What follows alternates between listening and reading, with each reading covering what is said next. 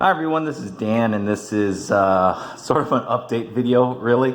My computer is still out. We've kind of figured out the problem here. My graphics card is dead, and with all of the shortages going around with chipsets and everything, it's getting hard to find a replacement graphics card. But we did find one. Not as nice as the one that I used to have, so I'm a little bummed out about that, but you know, it is what it is. According to the delivery due date, I should get it in Monday. So hopefully I will have videos this week, more professionally edited and not so much ultra cell phone, your boy Zach 2018 status. But anyway, what I wanted to do is, since I'm kind of missing some stuff right here, I'm still moving things right now. I've officially moved into this new place. It's probably why you're hearing a lot more echo in this video. Compared to previous videos. Also, things look a little different in terms of lighting and whatnot. Same table, it came with me, but you know, different place. And I think this place is going to work out a little better for what I'm trying to do right now, at least for a year. But I did want to say that I got a whole bunch of crowdfunded comics in just these last couple weeks. So I will be doing a lot of crowdfunded comic reviews. You know, apologies for those of you guys who are looking more into the old school comic reviews. Those will be coming as well. But since I have such a big pile of these, I gotta knock them out. And lately, there's been a lot more requests for the crowdfunded comic reviews as well. So definitely want to accommodate those requests. But anyway, wanted to talk about the books that came in. So this is 3 Nights, 4 Days. Really dislike this cover design right here. Again, anything that requires me to flip a book in a manner that is not you reading it, I hate just naturally. So this is by Micah Curtis with art by Preston Acevedo. So pretty interesting stuff. I will dedicate a video just to this guy. Also came with these cards right here.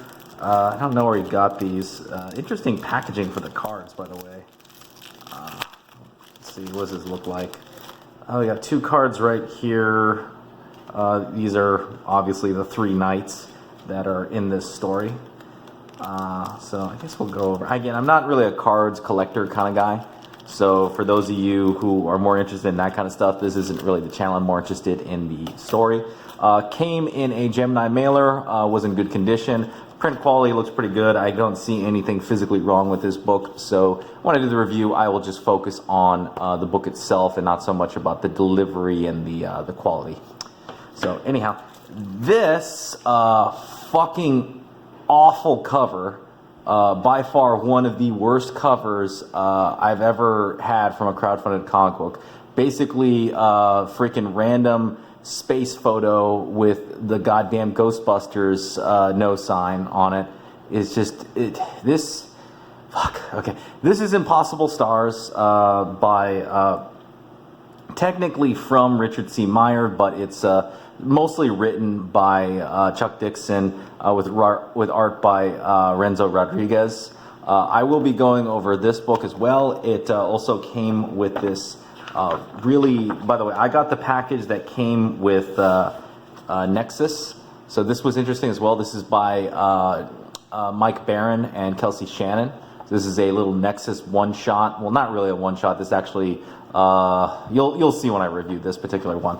But yeah, my particular package came in a Gemini mailer with this really cool poster. This is actually a great poster by Kelsey Shannon. Like, excellent work. I always really liked Kelsey Shannon's artwork.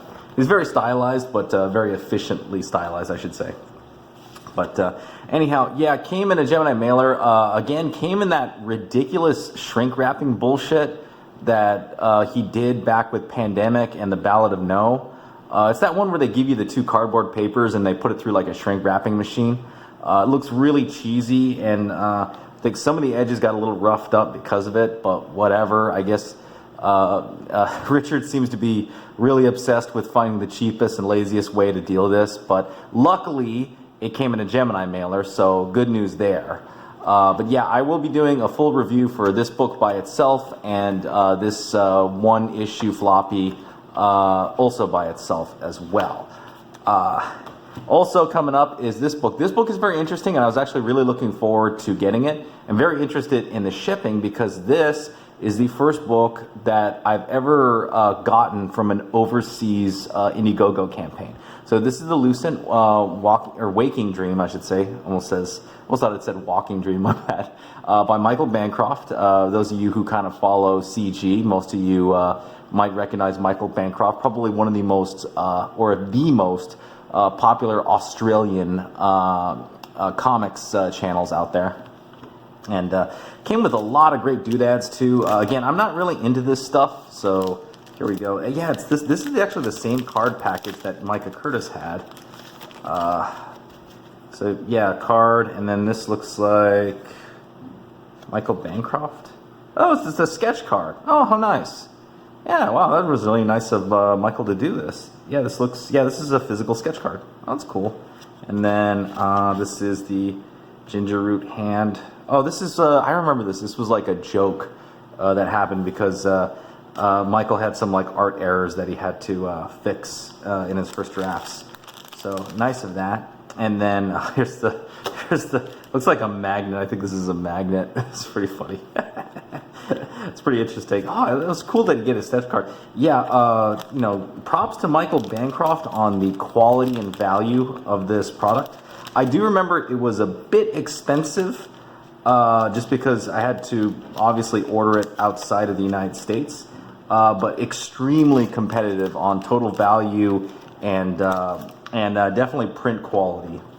And then I think he also, I gave this was a sticker. This is, I think this is 6 a.m. Comics. He does a lot of these stickers for a lot of these crowdfunders.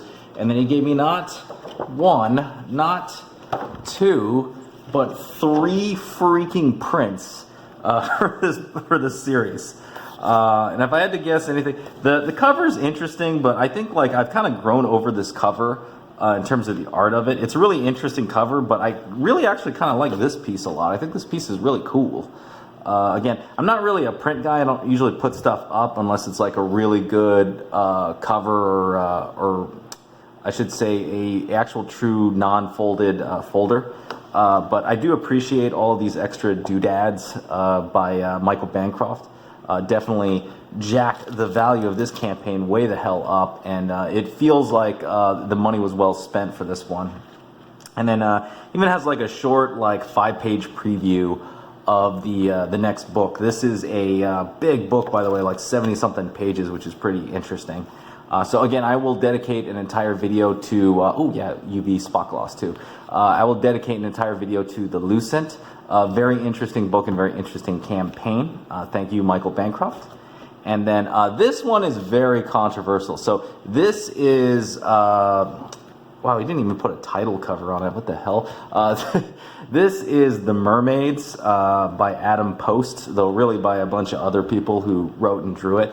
So it was interesting about this one, and I found this out later, long later, someone told me about this, that Adam Post, lately, I don't know, the last people have heard of him is he kind of got, wouldn't say got caught, but people found out that what Adam Post does with all of his crowdfunded campaigns is he buys webcomics, like established, finished webcomics from other creators, and then he repackages them as crowdfunded graphic novels and then sells them off, right? So The Mermaids is no different. It is a webcomic that originally existed quite a while ago, and he basically repackaged it into a crowdfunded comic book. Now, I probably am not nearly as angry as some other people about what Adam Post did. And I will say, of the books that I got from him, this one actually looks like he did a lot more, because he basically had someone go out and relay out the entire book. Because normally, if those of you guys remember, Adam Post was kind of notorious for having like really large margins and like these really standard grid sets. And I think it makes sense now when you think about it, because what he was doing was taking webcomics, which are always like one basically panel at a time or maybe 2 panels at a time, right? And then repackaging them and selling them. But this one, I actually have to give him credit, because it says right here, there's a Chris Renkewitz. Someone came in here and basically remastered the panels and relayed them out in a way that's actually pretty interesting, right? And it's not perfect. Like if you look at these big panels right here, you can tell that this was drawn at a much smaller area, and then it got like bumped up, and someone had to do basically some interpolation to try to not make it look like crap. But I at least applaud the effort to make it more than what it was, which was just a web comic. So, you know, again, am I happy that he's basically taking other people's work and repackaging it and selling it again? I mean, I wouldn't say unhappy. I would say just more unimpressed. But props to actually put the effort to sort of remaster the original webcomic and put it in a print format that's actually kind of nice. So, you know, yeah, you kind of take what you got right there. So, yeah, that's what's coming up in terms of the crowdfunded comics, right? You got, you know, the Mermaids, Lucent, was this Impossible Stars, the Nexus one-shot, well, not a one-shot, like little issue run, whatever it is. I don't even know if this is like part of a full graphic novel. And then 3 Nights, 4 Days. So, anyhow, that's the video, guys. Let me know what you think. If you like this video, please hit the thumbs up. Subscribe if you haven't subscribed. Hit the bell for notifications. You got any comments on any of these crowdfunded comics or any of the reviews coming up? Let me know down below, and I will see you next time.